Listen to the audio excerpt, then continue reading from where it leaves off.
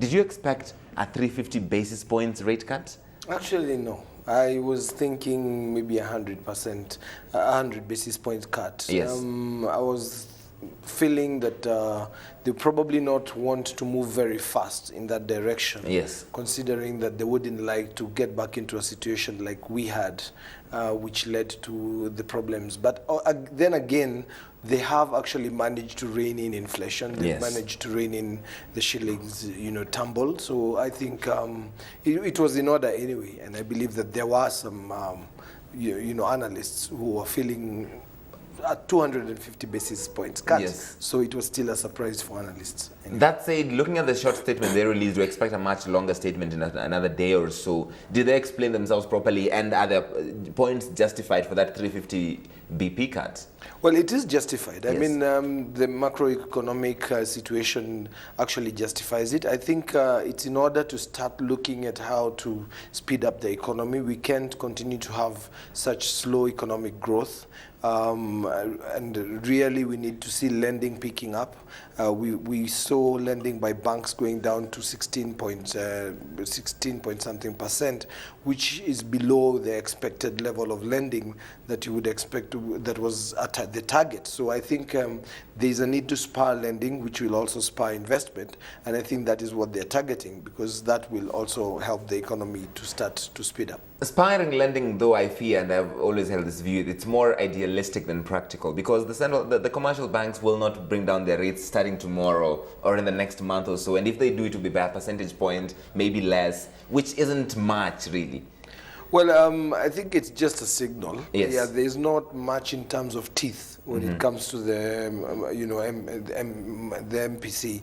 But then again, the signal, usually what happens is when one bank actually brings interest rates down, you see a domino effect. Yes. So for them... And this will have to be a dominant bank. What they hope is that one of the dominant banks, probably Barclays, which we saw, reacting the last time, yes, will react and bring down their rates. But again, it's in the interest of banks as well to bring down their rates, because for them, they are actually beginning to see a slowdown in lending, which is one of their core revenue earning areas, and they would need to see, that acceleration for them, for their bottom line as well. So I think that would also be important in terms of creating more top line growth and creating more activity on the lending side for banks. And so I think it would be in their interest to start reducing interest rates. But the shilling took this very well. It reacted quite well. It picked up and reversed the earlier gains from the day. So are you expecting that sort of bullish trend to continue today?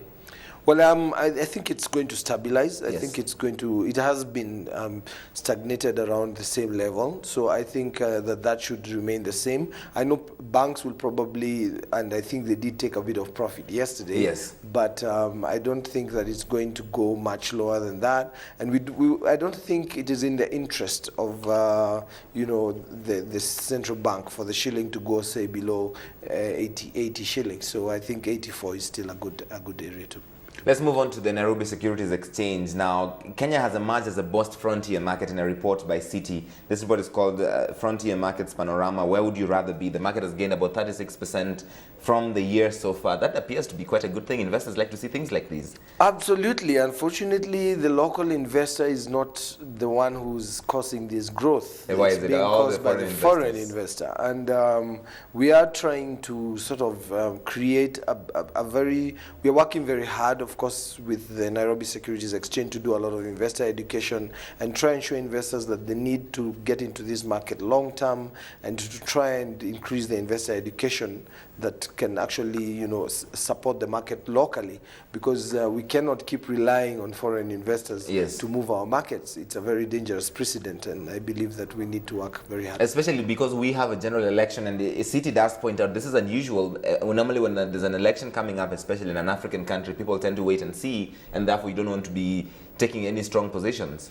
Well, we were expecting a slowdown by now, but Yes. what has happened is with the election being moved to 3 months down the line, then we've had a bit of a window. Yes. But then again, that's true. We are also seeing a lot of corporate actions, rights issues, and listings coming up. We are seeing the market is almost now going into the new gems market, Yes. etc. So there's a lot of stuff happening on the market, which shows that there's a lot of confidence in our market. Yeah. We'll be diverting from the main point here, but just for a second, why is it that we don't see that many local investors in this market, the domestic ones who have 2,000, 3,000 shares?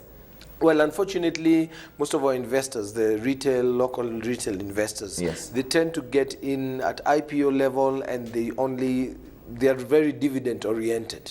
Right. So the tendency is that when we have very good dividends and that, then we see local investors being active. But we need them to see that, portfolio and asset, reallocation and realigning can actually make them more. And we can call this the Kenyan effect, because the Kenyan APO Yes, is it is perhaps the what Kenyan effect. instituted all this. Absolutely, you got it right. Excellent. Let's finish off with Kenya Power. It is expanding its prepaid metering system, 520,000 new units to be put out there. They're also trying to recover some of the outstanding debts using these prepaid meters. What do you make of all these developments? Well, that's going to mean a huge outlay, of course, but I don't think that KPLC has a problem with that. Right. But I think that that's a really good thing, because they remove the risk of default, and without the risk of default, then naturally, payment and how they go about, getting users Yes. to actually getting the revenue will be easier and probably much cheaper, because it costs a lot